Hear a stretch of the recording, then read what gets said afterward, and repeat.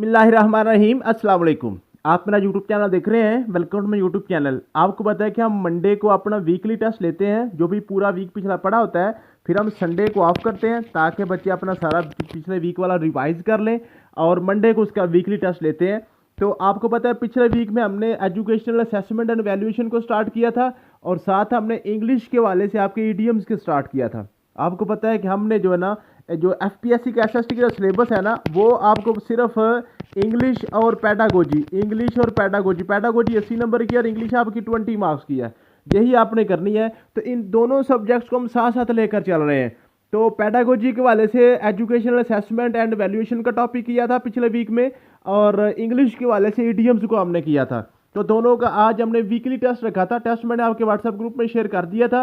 मुझे उम्मीद है कि आपने सॉल्व कर लिया होगा। अभी मैं आपके सामने ये सारा टेस्ट सॉल्व कर देता हूँ, और जहाँ जहाँ भी कुछ क्लैरिफिकेशन रिक्वायर हुई वो मैं सारी जहाँ पे आपको थोड़ा सा डिमॉन्स्ट्रेट भी करता जाऊँगा।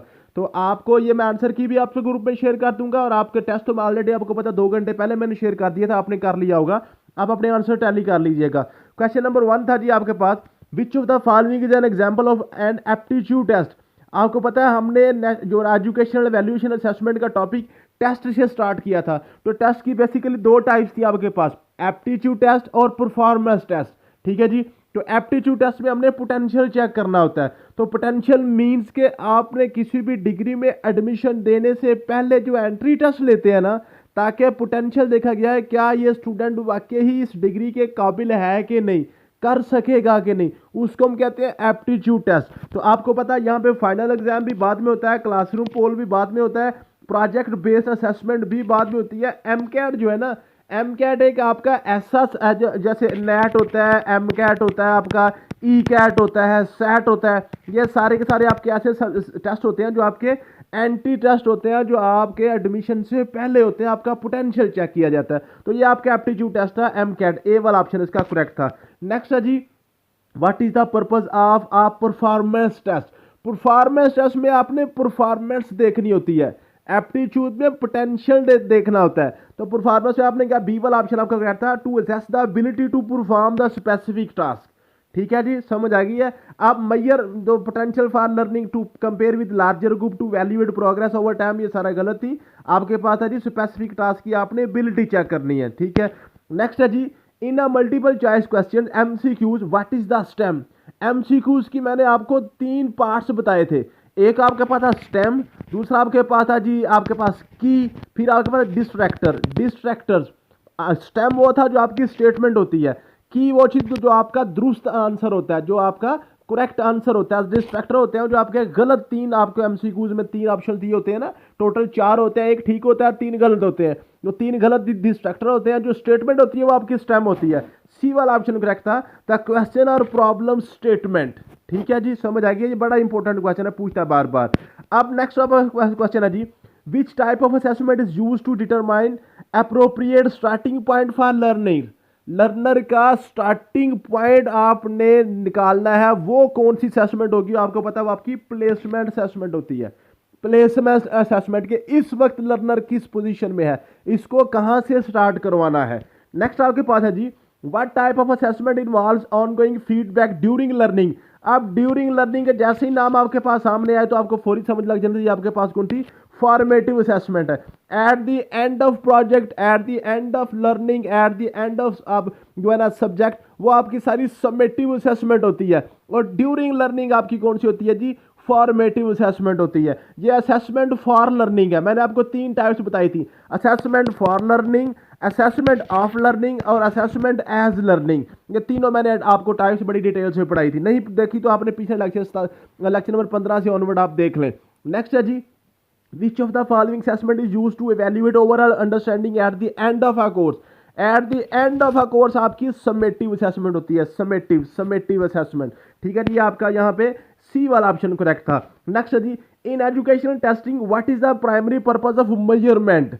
मेजरमेंट का क्या पर्पज है जी, मेजरमेंट होती है आपने पैमाइश करनी होती है, जब आपने न्यूमेरिकल वैल्यूज किसी को देनी होती है, किसी को आपने नंबर्स देने होते हैं ना, वो आपकी मेजरमेंट होती है। मेजरमेंट, वैल्यूएशन एंड असेसमेंट में आपको फर्क बड़ी डिटेल से मैंने बताया था, जो बी वाला ऑप्शन इसका करेक्ट था। नेक्स्ट आपके पास क्वेश्चन है जी, what does assessment for learning primarily focus on. Assessment for learning, ये देखें, assessment for learning, assessment of learning, assessment as learning, 3 types आपको पूरा लेक्चर इन पे मैंने दिया था। इसका करेक्ट आंसर था बी वाला option, providing feedback for improvement, providing feedback for improvement. Next है जी, which type of assessment involves collecting a learners work over time to showcase progress, learners work over time तो show case progress, उसकी show करने के लिए आपने क्या करना होता है जी, आपने जो लर्नर अपनी जो एक्टिविटीज को कलेक्ट करता है, अपनी जो एक्टिविटीज हैं टेस्ट वगैरह अपने इकट्ठे करके एक फाइल में लगाता जाता है, उसको हम कहते हैं पोर्टफोलियो असेसमेंट, पोर्टफोलियो बच्चे अपना तैयार करते हैं ना। नेक्स्ट है जी, what type of assessment use rubrics and scoring guides to evaluate performance, तो इसका नाम से जाहिर है रूब्रिक बेस्ड असेसमेंट, सी वाला ऑप्शन इसका करेक्ट था। What does the idiom magnum opus mean? Magnum opus mean the best work of an artist, ये आपने याद किया होगा, मैंने आपको idioms भेजे थे अपने ग्रुप नोट्सों में। What is meant by idiom to take the bull by the horns? To take the bull by the horns, सींग से पकड़ना, ठीक है जी। To deal with a difficult situation directly, आप जैसे इसके देखें ना अल्फाज में नजर आ रहे हैं कि आपने जो बुल है ना, बुल है जो आपका जो आपका जो जानवर है, बुल है, ठीक है, उसको आप उसके सींगों से पकड़ ले जाके, ठीक है। जो बैल है, बैल को सींगों से पकड़ ले तो सींगों से तो पकड़ा जाता है, वो आपको उठा के मारेगा नीचे, ठीक है। उसके बाद इसका बी वाला ऑप्शन करेक्ट था।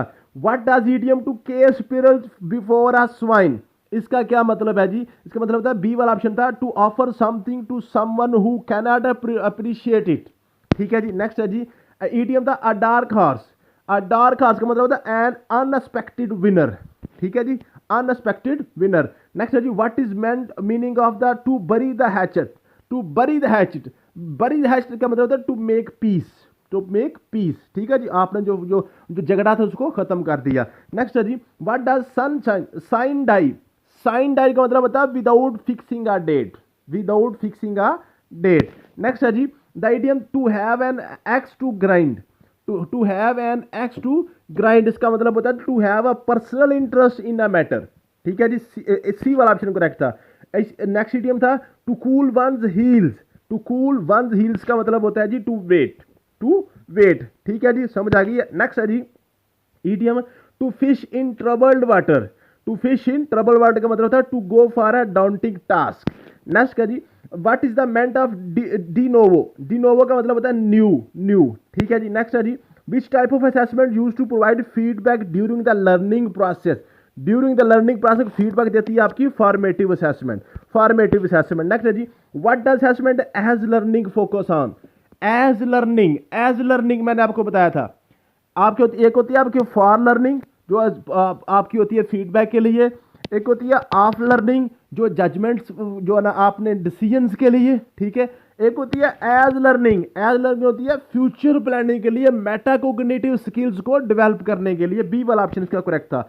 नेक्स्ट है जी, what type of assessment compare in an individuals performance to larger group, अब इस एतबार से मैंने आपको 2 टाइप्स बताई थी, एक मैंने बताई थी नॉर्म रेफरेंस असेसमेंट, एक आपको बताई थी क्राइटेरियन रेफरेंस असेसमेंट। जो आप ग्रुप के साथ कंपटीशन होता है ना, जैसे आपका एफपीएससी में कंपटीशन होगा, आपके पास 102 सीटें हैं, 40,000 बंदा एप्लीकेंट है, तो 40,000 में से 102 जो टॉपर होगा वो पास होगा, चाहे वो 80 वाला पास हो जाए, 85 वाला पास हो जाए, 70 वाला पास हो जाए, 60 वाला पास हो जाए, वो मेरिट में बनेगा। इसको हम कहते हैं नॉर्म रेफरेंस असेसमेंट, किसी लार्ज ग्रुप के साथ आपका कंपटीशन हो रहा है, उसको हम कहते हैं नॉर्म रेफरेंस असेसमेंट, ठीक है जी। Which idiom means to make a big deal out of something small, इसका मतलब होता है to make mountain of a molehill. Next है जी, what does empty vessel make the most noise mean, खाली बर्तन ज्यादा शोर करता है, उसका मतलब है people have the least to say often talk the most. Next है जी, which type of assessment is conducted at the beginning of lesson to determine student needs, जो आपने स्टूडेंट्स की नीड्स को डिटरमाइन, ये लफ्ज यहाँ इसमें इंपॉर्टेंट है, जो आपने कुछ बच्चों की नीड्स को आपने देखना है, हासिल करना है कि उनको ज़रूरत क्या है, उनकी ज़रूरियात को समझना है, डायग्नोज करना है, ये डायग्नोज असेसमेंट आपकी होगी। What does health is wealth imply, good health is very valuable, ये बिल्कुल सिंपल था। नेक्स्ट है जी, which of the following it means to avoid unnecessary trouble, to avoid an unnecessary trouble, ये कब यूज होता है, ये इसके लिए इडियम यूज होता है जी, लेट स्लीपिंग डॉग्स लाई, लेट स्लीपिंग डॉग्स लाई। असल ईडियम ये है, इसका मतलब ये पूछा हुआ था, बताएं जी ये जो मीनिंग है इस लाइन के लिए कौन सा ईडियम यूज किया जाता है। उसके बाद आ जाए the more the sweet the more the reward. इसका मतलब जितना गुड़ डालेंगे उतना मीठा होगा। The hard work deals to better results, जितनी अच्छी मेहनत करेंगे ज्यादा आपको उसका फल मिलेगा। The what does penny wise pound foolish. Penny wise pound foolish का मतलब क्या है, saving small amounts of money while wasting larger amounts. ठीक है जी, देना पेनी वाइज, आपने क्या पेनी को आप जो पेनी जैसे पाकिस्तान में रुपया और पैसा होता है ना, रुपये के अंदर पैसे होते हैं, इस तरह से पाउंड के अंदर पेनी होते हैं। ठीक है जी, तो मैं कहता है पेनी को आप जो सेव कर रहे हैं और पाउंड को आप वेस्ट कर रहे हैं। ठीक है जी, उसके बाद विच assessment type is usually periodic and focus on assigning a grade. जहां पे ग्रेड असाइनमेंट होती है वो आपके पास समेटिव असेसमेंट होती है, समेटिव एंड पे। नेक्स्ट है जी, what is the primary difference between formative and summative assessment. इसका ये वाला था formative is ongoing while summative is periodic. ठीक है जी, जो आपकी फॉर्मेटिव असेसमेंट होती है वो सारे का सारा सेशन आपकी चलती रहती है, क्लासरूम के दौरान भी चलती रहती है, लेकिन जो आपकी समेटिव है ये पीरियोडिक होती है। या आपका जो मुख्तलिफ, फॉर एग्जाम्पल आपका जो है ना मिड टर्म एग्जाम आ गया 3 महीने के बाद, फिर 3 महीने के बाद आपका जो है ना या फाइनल एग्जाम आ गया, ये एक पीरियोडिक टाइम चल रहा है, तो टाइम लेने के मुताबिक 3 महीने के बाद, या जो आपके पास सालाना होता है ना, जो आपका जो एनुअल सिस्टम उसमें पूरे साल के बाद आपके पेपर्स होते हैं। ठीक है जी, ये ए वाला ऑप्शन करेक्ट था। What the idiom mean to go the extra mile. To go the extra mile का मतलब है to put it more effort than expected. Next है जी, which idiom is used to express that one should not make a fuss over something trivial। ठीक है जी, make mountain of ए मोल हिल, ये इस line के लिए ये वाला ईडियम यूज किया जाता है, ये मैंने सारे आपको पढ़ाए हुए हैं। नेक्स्ट है जी, idiom to be a loggerheads. To be a loggerheads का मतलब होता है टू हैव अ कॉन्फ्लिक्ट और डिसएग्रीमेंट।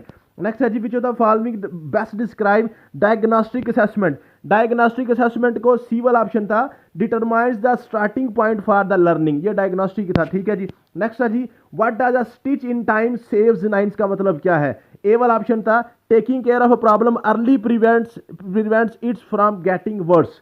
नेक्स्ट है जी, which idiom means to be eager to learn और know. To be like a sponge. ठीक है, स्पंज क्या होता है, जो पानी को फटाफट वो जज़ब कर लेता है। What is the primary purpose of summative assessment का प्राइमरी पर्पस पूछा हुआ था, तो बी वाला ऑप्शन था, to be evaluate overall learning at the end of instructional period. ठीक है जी, एंड पे समेटिव असेसमेंट आपको आ गई है। Which idiom suggest that the first impression is important.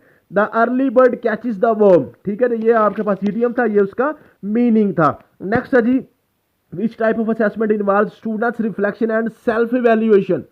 Self valuation में क्या होती है, सेल्फ असेसमेंट में स्टूडेंट अपने रिफ्लेक्शन खुद करता है। नेक्स्ट है जी, what does idiom to have a chip on one's shoulder.